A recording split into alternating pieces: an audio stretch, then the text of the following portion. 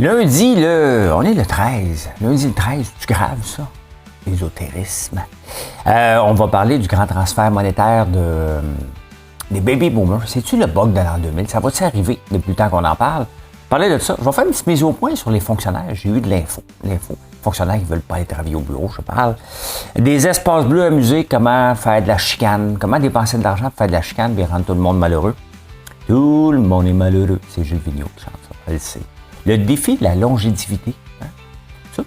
Qu'est-ce qu'on va faire avec nos vieux? On les envoie à la maison ou on les garde au travail? Jusqu'à quand? Comment qu'on va le faire? Ben, on a mis une subvention pour ça. Les gens paresseux investissent plus tôt dans leur carrière. Tu vois, si quelqu'un est paresseux, regarde comment il investit. Calme-toi, il est dans la nuit. La transition énergétique, tiens, ça se fera pas à coup neutre, ça, cette affaire-là. Et est-ce que vous riez? À quel moment dans la semaine vous pensez que vous riez le plus et riez le moins?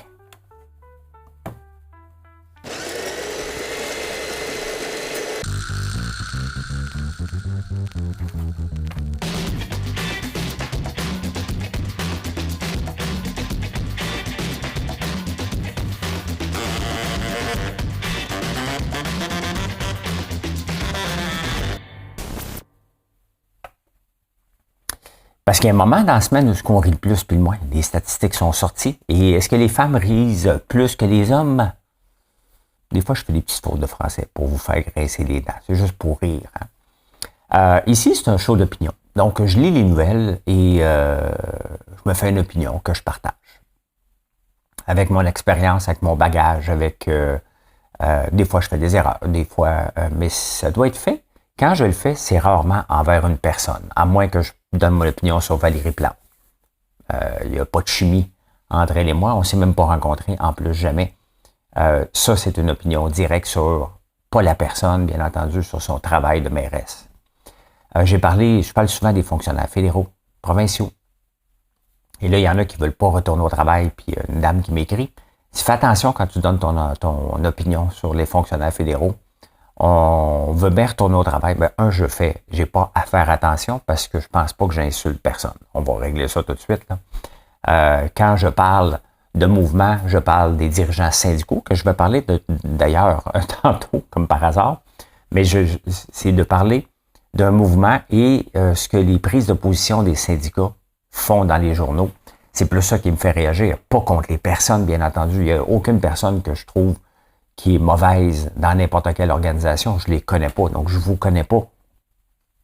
Mais c'est le mouvement de masse qui fait que ça dérape. Là, la dame me parle, elle dit, je veux bien retourner au travail 5 jours par semaine, mais je suis efficace, moi, à la maison. Ben, c'est bien évident qu'il y a des gens qui sont efficaces pour travailler à la maison, puis il y en a d'autres qui ne le sont pas. Les statistiques disent que la masse n'est pas productive à la maison. C'est de ça qu'il faut parler. Pas d'un cas d'une seule personne qui performe très, très bien et qui n'a pas le goût de retourner 3 jours par semaine au travail. Comprends ça. Maintenant, elle apporte un point qui a bien de l'allure, qu'on n'entend pas parler. Le retour au travail, c'est bien beau, mais il a embauché 110 000 nouvelles personnes. Hein? Il n'y a pas de nouveaux bureaux de fonctionnaires, là, pas à ma connaissance, qui ont construit. Donc, ces gens-là, quand ils rentrent au bureau, il faut qu'ils se partagent des cubicules maintenant. Bien, 110 000 personnes, c'est énorme, là. C'est 20 je pense que c'est ça, c'est 20 42 d'augmentation. Il était 300 000. Bref, je ne me souviens pas du chiffre, mais il y en a à tabarnouche des fonctionnaires fédéraux qui se partagent le même espace de cubicule. Donc, on peut comprendre qu'il y a une certaine frustration par rapport à ça, mais le problème, c'est pas encore l'emploi. Le problème est où? Le problème, c'est qu'on a trop embauché. Ça revient encore au mouvement de masse. Au mouvement, le gouvernement s'est lancé dans des dépenses folles pour embaucher des gens, puis qu'on a de moins en moins de services. Et en même temps, il n'y a pas d'espace de bureau. Puis, la productivité globale n'est pas au rendez-vous. C'est ça qu'il faut retenir lorsque je donne mon opinion sur n'importe qui. Hein? À moins que je vous dise, regarde, cette personne-là, c'est rare que je vais nommer des personnes, ce sont un mouvement de masse. Il faut que ça soit fait, les opinions, dans le respect. Mais il reste qu'une opinion, ça peut déranger. Et c'est un peu le but de ce show-là, de faire réfléchir. Donc, voilà. Hein? Alors, parlant de faire réfléchir, est-ce que le grand transfert des baby boomers, parce qu'il y en a un paquet qui sont « Il faut se mourir », ben, ils disent pas comme ça, là, mais hein, ils attendent. Hein? Ils attendent que le grand-père ou la grand-mère décède ou le père, mais c'est le père des baby boomers. Regardez, comme moi, mes parents, ma mère est décédée, mon père a 83, je vais avoir 57 bientôt. Donc, si j'avais attendu après eux pour me prendre en main, avoir une belle vie, je suis rendu à m'avoir 60 ans, c'est pas une belle façon d'attendre. Hein? Ben, c'est souvent la génération d'après qui pourra en bénéficier. Bon, mon père n'a pas une scène, donc ça règle le problème. Là. Je n'ai pas à attendre, mes enfants non plus. Mais quelle est cette mentalité-là qu'on a fait d'une certaine génération qui attend d'avoir son héritage pour s'épanouir? Ces gens-là vont être malheureux toute leur vie. Là. Et est-ce qu'on assiste plutôt à un bug de l'an 2000 ou c'est un non-événement parce qu'on n'arrête pas de parler que les baby boomers, ça a été le plus grand transfert de fonds depuis l'humanité existe, depuis qu'on a inventé le mot salaire? Ben, ça se peut, mais ça se peut que ça soit fait avant. D'ailleurs, 47% des grands-parents ou des parents ont donné à leurs enfants de leur vivant. Et c'est quand même une bonne approche, mais à quel moment tu le fais? À quel moment tu le fais? Est-ce que je devrais donner? Ben, je paye les études de mes enfants, ils ne sont pas dans la rue. Mais à quel moment que je leur donnerais un train de vie qui se sont pas développés eux autres mêmes? Tu sais, c'est la question se pose, là. Je suis pas rendu là dans ma vie. Mais à un moment donné, mettons qu'ils ont 30 ans, est-ce que je leur donne un train de vie en leur donnant leur héritage, s'il y en a un, de leur vivant? Pas sûr, hein? On veut pas donner tout gratuit, parce que pas dans ma mentalité à moi. Hein? Faut que tu travailles pour obtenir ce que tu veux. Donc, est-ce qu'on va faire une génération de paresseux? Ou une génération de dire, regarde, tu veux te lancer en affaires, il y a une possibilité, puis je peux t'aider. Il y a une différence. Donc, il y a ça. Est-ce que l'achat d'une première maison, je pourrais les aider? Ben, peut-être, on n'est pas rendu là. Mais ce questionnement-là, de donner de notre vivant ou de donner à notre mort, ben, j'en parle souvent parce que ça fait partie des questionnements. Il y a des enfants qui disent, hey, bonhomme, arrête de dépenser, là, tu dilapides mon futur argent. Il y a des gens qui dépensent, sachant que le bonhomme ou la bonne femme est sur le bord de péter aux frettes, commencent à dépenser leur héritage, puis là, ils font, oups! D'ailleurs, c'est 940 000 que les gens pensent recevoir, en moyenne, là, quand tu fais un sondage, là, 940 000 et le vrai chiffre qu'ils reçoivent en moyenne est de 309 000. Ce qui est quand même un bon coup de main dans la vie, recevoir 300 000 $ gratis, là, tu sais. Mais quand même, hein. Fait que, attendez-vous pas à ça. Prenez ça comme un bonus. Tapez pas du pied. Moi, si on tapait, mais pas tout de suite, là, mais mettons dans 10-15 ans, on commence à taper du pied en voulant dire, hey, le bonhomme, tu m'en donnerais un petit peu, là. Et j'appelle le notaire, puis je remets tout ça à jour, là. On a quand même le droit de décider ou non, après tout, hein, et de faire ce qu'on veut. Moi, j'ai un montant en tête. Je ne sais pas si je vais l'obtenir, mais j'ai un montant en tête. Que je me dis, OK, après ça, il y a plus de lousse. Mais puisque c'est pas dans ma mentalité de gaspiller puis de dépenser l'argent inutilement, est-ce que je vais changer mon attitude si j'atteins ce montant-là? Je sais pas. C'est comme les gens qui épargnent 70% de leur salaire pour éventuellement prendre leur retraite avant 40 ans. Tu peux pas la prendre, puis après ça t'épanouir. Tu vas continuer à économiser. C'est dans ta mentalité. Hein? Et la transition énergétique qu'on parle, le temps qui est importante, bien entendu, pour le réchauffement climatique, ne se fait pas à coup neutre. Hein? Bâtir une éolienne, ça prend, ou des panneaux solaires, ça prend des terres rares, ça prend... regardez, la transition énergétique, selon ce qu'on connaît actuellement, les éoliennes, les batteries au lithium, on va avoir besoin d'ici 2050 parce qu'on vise carboneutre d'ici 2050 la plupart des pays. 28% de plus de cuivre, 74% de plus de nickel et 1000 fois plus de lithium. C'est énorme. Mais ça, c'est des mines. Il y a de la pollution qui vient avec ça, l'extraction de ça, la transformation de ça. C'est assez difficile de faire à coup neutre. Bien entendu, on veut éliminer le pétrole qui est vraiment polluant, bien évident. Mais il y a de plus en plus d'usines de carbone, de captation de carbone. Il y a Deep Sky, je pense, une compagnie québécoise qui est en Alberta puis qui s'installe un peu partout. Donc, c'est intéressant ce qu'on va vivre dans les 25 prochaines années, parce qu'il y a un mirage en ce moment en pensant que on s'en va vers l'auto électrique, on s'en va vers autre chose qui va nous amener un coup nul, alors qu'il faut extraire énormément de cuivre, de lithium et de nickel, entre autres, avec les technologies qu'on connaît actuellement. Donc, c'est intéressant de voir, est-ce que ça va à peine d'investir dans ces choses-là? Bien évidemment, si on investit, parce qu'investir, là, c'est plus sur 5 ans, c'est plus sur une journée, c'est pas sur une semaine. On le voit que l'importance d'investir sur du très long terme est très payant. Comme ça, tu ne te fais pas avoir avec les fluctuations. Et bien entendu, si tu peux te permettre d'en acheter à chaque mois, parce qu'il y a des ETF à peu près pour tout. Je vous en présente régulièrement ici. Donc, investir à long terme sur ces technologies-là, sur le cuivre, nickel et le lithium, ben, ça pourrait être intéressant d'ici 50 ans, avec ce qu'on connaît aujourd'hui, bien entendu. Je n'en ai pas d'ETF pour ça, j'en ai pas fouillé. Est-ce que vos enfants regardent des streamers sur Twitch en temps réel? Je sais que Gaël en regarde parce qu'il aime ça, apprendre à jouer, puis les enfants écoutent ça énormément, énormément. Vous savez combien de temps de publicité qu'ils voient? Parce qu'il y a la publicité qui est un peu partout.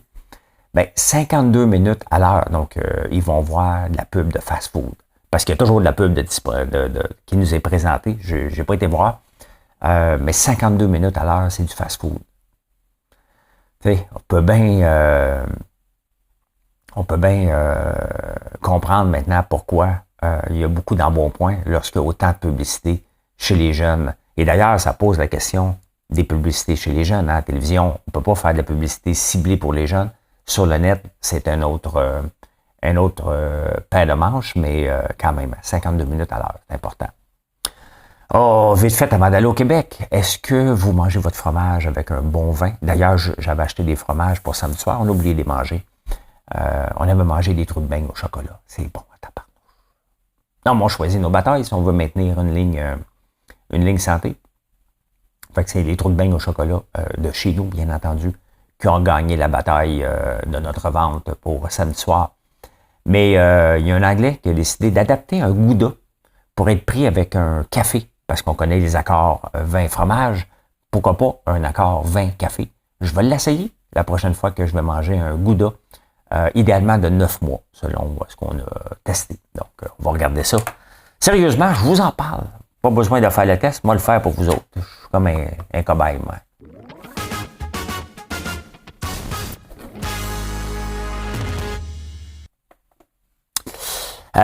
D'espace bleu amusé. Hein? Comment créer de la chicane? On ne peut pas s'en sortir. On décide de faire des espaces bleus après le succès planétaire du panier bleu. On a dit, écoute, c'est tellement un gros succès. Insérer ici un hashtag sarcasme. Et on continue la phrase. On va faire des espaces bleus. Et finalement, un autre désastre. Hein? On devait en faire 17. Ces espaces bleus, c'était des musées dans des espaces patrimoniaux à travers le Québec, puis on va se promener d'un musée à l'autre, puis bon, désastre financier, comme d'habitude, comme tout ce que le gouvernement touche, on arrête ça, puis on dit, tiens, on va faire des musées. Donc, on passe de 17 à 4, et là, François Legault dit que c'est des musées sur l'histoire du Québec, à partir de Champlain, jusqu'à aujourd'hui. Les Autochtones ont levé la main, c'est parce que le Québec a commencé avant que vous arriviez. Hein? On va être inclus là-dedans. Et là, ben, la chicane bonne. Ça commence où? Ça arrête où? C'est ça. C'est ça quand tu essaies de faire un projet au Québec. Tu peux pas t'en sortir. C'est mieux de pas en faire des fois que d'embarquer dans des chicanes encore. Qui était là en premier? Ça appartient à qui? Ça appartient, c'est tout le temps la même affaire. Tout le temps la même affaire. Et les jeunes? Vous allez devoir apprendre à vendre votre salade maintenant. Hein? Parce qu'il y a beaucoup de jeunes qui ont commencé à travailler. D'ailleurs, beaucoup qui ont travaillé ici n'ont pas eu à faire un CV. Ils n'ont pas eu à se présenter à un emploi pour dire « Bonjour, monsieur, madame, j'aimerais ça travailler. » On les a appelés. Ils sont venus. Ils ont fait leurs règles. Pas ici, là, mais dans l'ensemble. Ils ont fait leurs règles. Ils viennent quand ça voulait. Des no-shows, des missions en direct sur TikTok. Ah ben, la réalité rattrape maintenant. Le taux de chômage chez ces gens-là, j'en ai parlé cette semaine, est à 12,8 au Canada, 9,5 au Québec. Il y a des jeunes qui sont obligés d'envoyer jusqu'à 50 à 60 CV maintenant. Avant, c'était difficile de trouver des jeunes pour l'été. Maintenant, c'est facile. Ben c'est ça. C'est normal, tout simplement. Et c'est presque sain qu'il y ait un taux de chômage aussi élevé chez les jeunes parce que tu veux pas qu'ils abandonnent l'école. Tu veux qu'ils aillent à l'école longtemps puis qu'ils comprennent, OK, moi, en arrachant à tabarnouche si je continue comme ça. De un. De deux, ben, c'est normal d'apprendre à se vendre. On va se vendre toute notre vie. Donc, ce qu'on est en train de montrer dans les dernières années aux jeunes, c'est, regarde, t'as pas besoin de te forcer, t'as pas besoin de te surpasser, tu peux t'habiller en guenille, on va te prendre pareil. Donc, tu t'adaptes pas selon le show, le job de l'emploi. T'essaies pas de te défoncer, tu viens, puis tu sais que tu vas avoir un job parce que ils ont besoin de quelqu'un. C'est pas l'inverse. On courait après les gens. Là, maintenant, c'est les gens qu'il faut qu'ils nous courtisent. C'est le retour du balancier. Il faut courtiser de part et d'autre. Hein. On va avoir un bon employé. On va en prendre soin. Puis en même temps, on veut un employé qui veut une job, pas quelqu'un qui veut venir juste. On le sait que les jeunes vont venir chercher un salaire. Bien évident, là. Mais en même temps, il peut s'épanouir. On peut l'aider à s'épanouir pour de futurs jobs. Et maintenant, il va falloir qu'ils vendent leur salade. Et je le vois, on gagne de plus en plus à ma porte pour travailler cet été. Je ne vais pas décider combien. Ça va dépendre des vacances des gens. Mais puis, une autre chose aussi qu'il ne faut pas oublier dans toute cette histoire-là, c'est qu'on a automatisé aussi la pénurie de main-d'œuvre que les entreprises ont vécue. On n'a pas pu continuer comme ça. On n'a pas arrêté. Bon, Tim Hortons peut peut-être s'automatiser un petit peu moins, là. Mais une entreprise comme moi, on s'automatise de plus en plus. On améliore nos processus pour éviter d'avoir des problèmes de main-d'œuvre, puis éviter d'avoir une job qui est répétitive constamment. Donc, on s'est adapté, qui fait qu'on a coupé quelques emplois qu'on aurait eu besoin. Donc, c'est ça qui s'est passé aussi dans certaines entreprises, qui fait que le taux de chômage augmente chez ces personnes-là. C'est 100% normal. On est obligé de s'adapter les entreprises parce qu'on a une croissance, mais la croissance n'est plus la même non plus que dans le temps de la pandémie. Là, maintenant, il faut la travailler. Nous autres aussi, comme employeurs, faut courtiser là, les clients. C'était facile pendant la pandémie. On a vécu un monde qui était parallèle, qui n'était pas la vraie vie. Là, maintenant, on doit travailler chaque client. On doit le travailler un à un, puis l'attirer, puis le comprendre. Avant, je faisais un statut Facebook, les yeux fermés, me fermer la trappe pendant une semaine pour ne pas être débordé. Là, maintenant, on en fait 6, 7. On vous réexplique pourquoi nous choisir. On raconte l'histoire. Ben, c'est un peu ce que les jeunes doivent vivre aussi. On le vit aussi comme entrepreneur. Qu'est-ce qu'on fait maintenant? On parle des jeunes. Hein, tout de suite après, qu'est-ce qu'on fait avec les personnes âgées? On a besoin de travailleurs expérimentés. Le fait qu'on vit de plus en plus vieux, prendre sa retraite à 60 ans, ça a presque plus de sens aujourd'hui, au point de vue rentabilité, à moins que tu aies réussi à te mettre beaucoup d'argent de côté. Mais autrement, c'est un problème. C'est un problème. Tu prends ta retraite 55, t'en meurs à 95, tu as 40 ans là, à combler. Là. Qu'est-ce que tu fais pendant ces 40 ans-là? Donc, bien entendu, venez travailler à temps partiel, mais on a besoin d'adapter les règles fiscales. On a besoin de... Tu sais, si tu prends ta pension à 60 ans, tu as à peu près 10 000 $ par année à peu près. Si tu apprends 70 ans, tu as 21 000 $ par année. Différence de 11 ans. Donc, si tu es capable de travailler jusqu'à 70 dans un travail qui t'épanouit, bien entendu, ben pourquoi pas le faire? Ça fait une grosse différence dans les années, surtout si tu es en forme. Si tu n'es pas en forme, ben on comprend. Mais si tu es en forme, en capacité de travailler puis ne pas prendre ton fonds de pension, ben attends jusqu'à 70 ans, tu as une différence de 11 000 $ par année qui peut faire une grande différence quand tu vas avoir 80 et que tu vas avoir des capacités réduites, ce qui est normal. Donc, c'est un pensez-y bien à quel moment, si on a la forme et la santé mentale pour continuer, pourquoi ne pas retarder au maximum de toucher notre pension? Ben, il faut y penser. Hein? Ça va tomber sur la tête.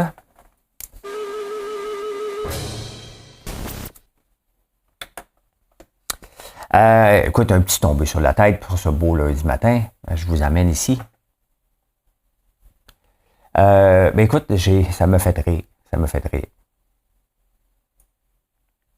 Analyse d'urine par des chimistes consciencieux. Parce que, tu sais, hein, on le sait tous qu'avant, en passant, on est le 13 mai 1946. Par des chimistes consciencieux responsables des rapports soumis à la pharmacie de Montréal, la plus grande pharmacie de détail au monde. Comment ils font pour le savoir, qui était la plus grande? Ouvert jour et nuit. Quand même, hein? Les billets pour la plage. Ah, OK, il y a un autre avis après. Ah, hein. Ben, c'est ça. Clermont Auto, hein, existe encore aujourd'hui. Ça fait longtemps. Nettoyage complet camion. Mais je voulais vous montrer aussi les femmes, je ne sais pas si elles ressemblaient à ça. C'est pas ça qu'on voit dans d'autres images. Mais les madames avaient toutes des beaux chapeaux, hein. Des beaux chapeaux. Coûtaient 6 piastres. Tant désiré, de Chambray et Guignat à la verge. Je ne sais pas si s'habillait de même vraiment. Qui s'habillait comme ça? Chez Henry Morgan & Co. C'est une période, puis c'est pour ça que je vous le montre régulièrement, c'est une période que j'aurais aimé vivre ces années, probablement des années de misère, mais quand même, j'aurais aimé ça. Si on pouvait retourner dans le temps, il y a quelques époques que je retournerais. Entre autres, le temps d'une paix. Ces temps-là, hein, où l'urbanisation, la mondialisation, l'arrivée des gens de la campagne vers la ville, peut-être que c'est un moment comme aujourd'hui, c'était un non-événement, on le regarde avec des yeux d'aujourd'hui, mais j'aime ça retourner dans le temps pour aller voir comment les gens pensaient. Et souvent, on voit que les mêmes problèmes qu'on a aujourd'hui étaient là il y a 50 ans.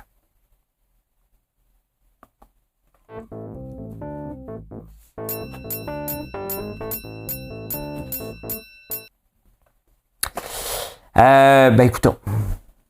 Moi, j'ai toujours dit qu'un bon entrepreneur est une personne paresseuse. Entre guillemets. Pourquoi paresseuse? C'est qu'elle veut trouver une solution pour un problème qui prend du temps à faire. Il veut trouver une solution pour raccourcir la distance entre le temps entre le point A et le point B, ou la distance, si on peut, réduire. Donc, de automatiser, de maximiser, d'améliorer, c'est le souci numéro presque 1 des entrepreneurs pour réussir à faire une entreprise à succès. Maintenant, les jeunes qui ne veulent pas travailler, qu'est-ce qu'ils font? Donc, ils sont paresseux, en guillemets. Et j'en fais partie. Je suis un faux paresseux, mais en même temps, j'ai toujours voulu prendre ma retraite vite. Je l'ai pris à 42 ans, trop vite. Et je me suis rendu compte que j'étais un entrepreneur, que je ne peux pas prendre ma retraite. Ça ne marche pas comme ça. Le cerveau d'un entrepreneur, on a besoin de créer, on a besoin... Puis, je suis pas un artiste. Si j'avais été capable de peindre, j'aurais en effet fait une business, bien entendu. C'est comme ça que je fonctionne. Je fais pas juste des choses pour m'amuser. Mon cerveau est pas fait comme ça. Je dois m'amuser, mais en faire une business. C'est un défaut, mais c'est comme ça. Ben, les jeunes, les gens qui sont catégorisés paresseux, ont tendance à investir beaucoup étant jeunes. Et c'est une maudite bonne affaire. C'est ce que j'essaie d'inculquer à mes enfants. Mettez de l'argent de côté le plus rapidement possible pour travailler sur les intérêts composés. Le fait que ton argent, à un moment donné, va être dupliqué, multiplié par 10, par 20, si tu le places le plus tôt possible et si tu vises un horizon de 40 ans à faire des placements régulièrement, ben, tu vas être mort de rire rendu à ta retraite. Mais maintenant, faut pas que ça soit fait non plus au détriment de ton style de vie. Tu as le droit d'aller au restaurant une fois de temps en temps. Faut pas que ta retraite, toute ta vie, ta retraite soit au centre de tes préoccupations contre tout. Faut que tu te gardes un budget pour du plaisir. Sinon, tu vas arriver à la retraite, tu vas être aussi malheureux. Tu vas continuer à économiser en laissant à ton héritage. Mais est-ce que c'est vraiment ça qu'on veut? On veut avoir une retraite. Aussi, on a le droit d'avoir une retraite après avoir travaillé. On a le droit d'avoir plus de temps pour voyager. Et j'espère avoir ce temps-là à un moment donné. Je ne l'ai pas en ce moment. Et c'est pas le moment. Mais un jour, j'ambitionne vers ça. Donc oui, il faut avoir des gens paresseux, des jeunes qui investissent beaucoup. Mais pas trop. Pas trop. Mais en attendant d'être paresseux, il faut quand même être travaillant pour se payer cette retraite-là. Il faut être paresseux dans le sens que, regarde, je vais être... Le terme paresseux que j'utilise ici, puis j'utilise dans mon livre aussi, l'entrepreneuriat, c'est difficile, c'est de dire, regarde, soyons paresseux pour être efficaces. On ne veut pas faire un job juste pour la faire puis que c'est long. Soyons efficaces. Soyons efficaces dans notre façon de placer notre argent. Et comme ça, on va pouvoir avoir un futur qui va être mieux. Hein? Et le prix du cacao a monté, puis les risques que les prix augmentent. J'ai pas eu d'augmentation de prix, mais je m'attends à avoir une augmentation de prix incessamment. Là. Mais vous savez ce qui se passe aussi avec le cacao, un gros problème, c'est qu'à un moment donné, puis regardez, même ici, je vais vous donner un exemple. dans l'érable. J'ai une mauvaise saison l'année passée, je n'ai pas investi.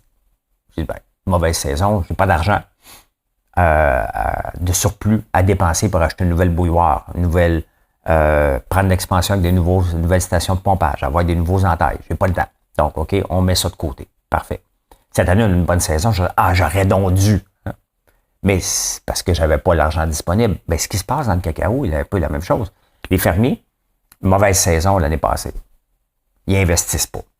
Là, ils se disent, ouais, il faudrait que je me diversifie aussi. C'est bien beau le cacao, mais quand j'ai une mauvaise saison, ça va mal.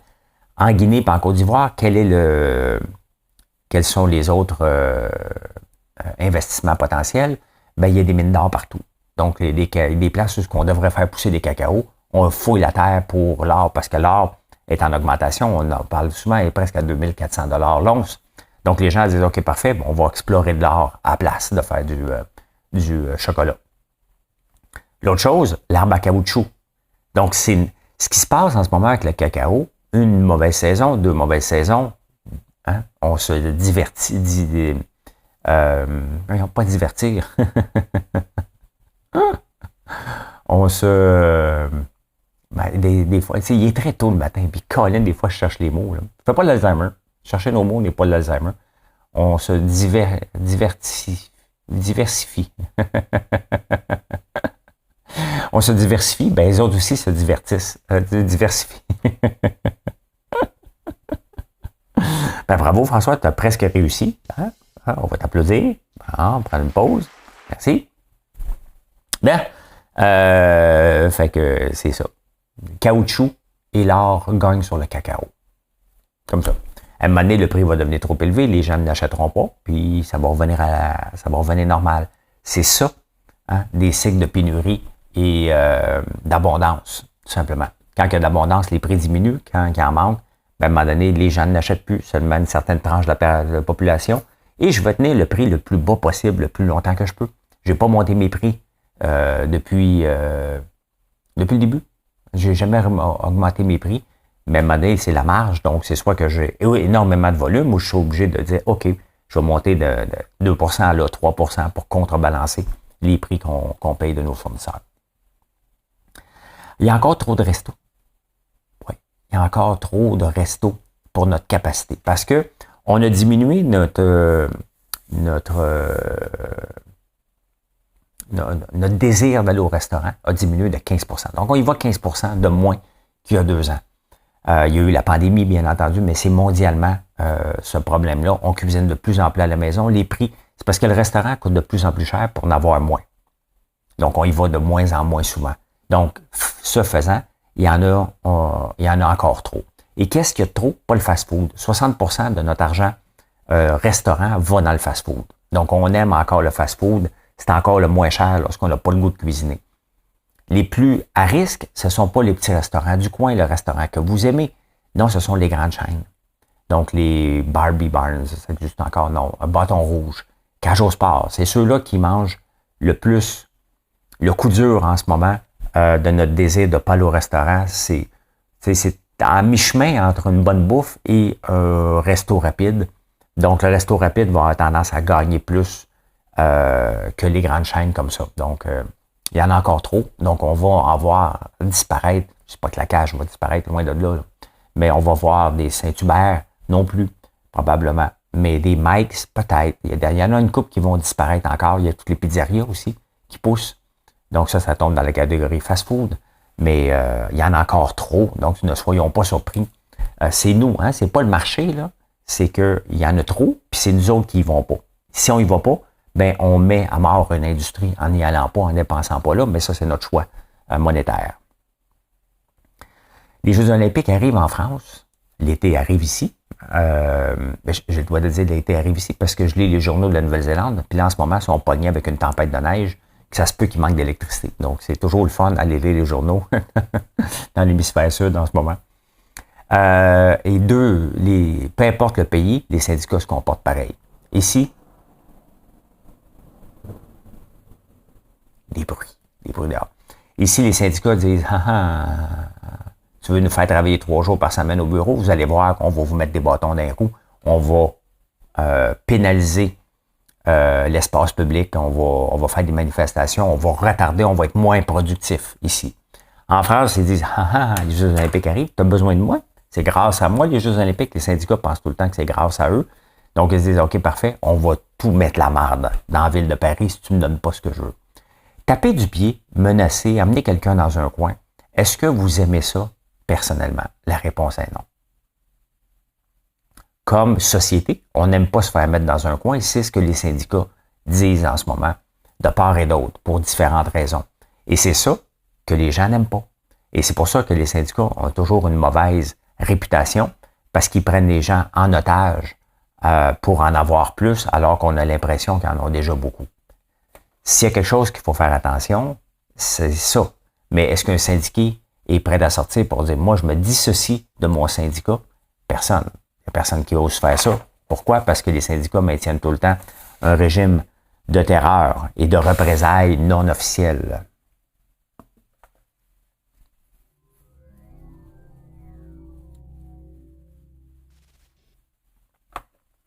Est-ce que vous riez, vous? Hein? Est-ce que vous prenez le temps de rire? J'en parle souvent du rire parce qu'un enfant de 5 ans va rire 300 fois par jour, un adulte à peine 5 fois par jour. Bien, les statistiques sont sorties. On rit quand?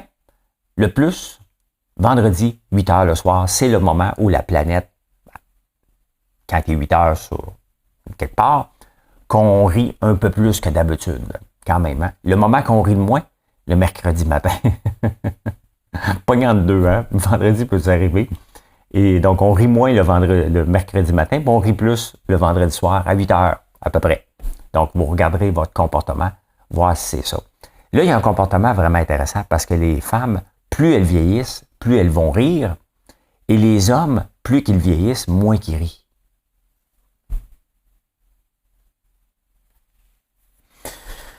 Eh boy, hein? Ils vont rire moins qu'avant. C'est pas bon pour moi, ça. Va me forcer. Maintenant, tu sais, un coup, tu le sais, les statistiques, là, tu t'adaptes. Hein? Pour les faire tromper statistiques. Hey, en parlant de tromper. Vous êtes-vous vous déjà fait tromper par votre conjointe? Écrivez-le dans les commentaires. Mais non, écrivez pas ça. Mais quelqu'un qui s'est fait tromper est susceptible, dans une proportion de 9 fois plus grande, de tromper son partenaire. Il dit, tiens, tu m'as déjà trompé, t'as mon tour.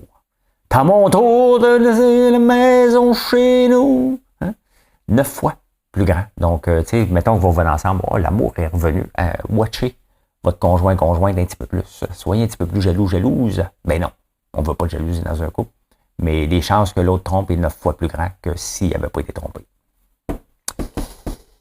Et finalement, hein, Montréal sans la moufette. Et si Montréal sans la moufette, c'est parce que tout le monde fume des joints. Et qu'est-ce qu'ils font avec leurs joints? Ils le lancent par terre. Et il y a de plus en plus de chiens où le cannabis est légalisé, qui s'empoisonnent avec les scunchs de cigarettes, de joints, ou les gummies que vous avez à la maison que vous laissez traîner. Ça commence à être un fléau. Et j'imagine que s'ils s'empoisonnent, c'est un peu comme le cacao, j'imagine. C'est pas bon pour eux autres. Donc, si vous aimez vos chiens, ramassez vos scunchs. Ouf! Êtes-vous obligé de fumer un joint à 8 heures le matin en allant travailler? Hein? Entre deux joints, on pourrait faire quelque chose. Entre deux joints, on pourrait se grouiller le cul. Hein? Ben, c'est ça qu'on peut dire.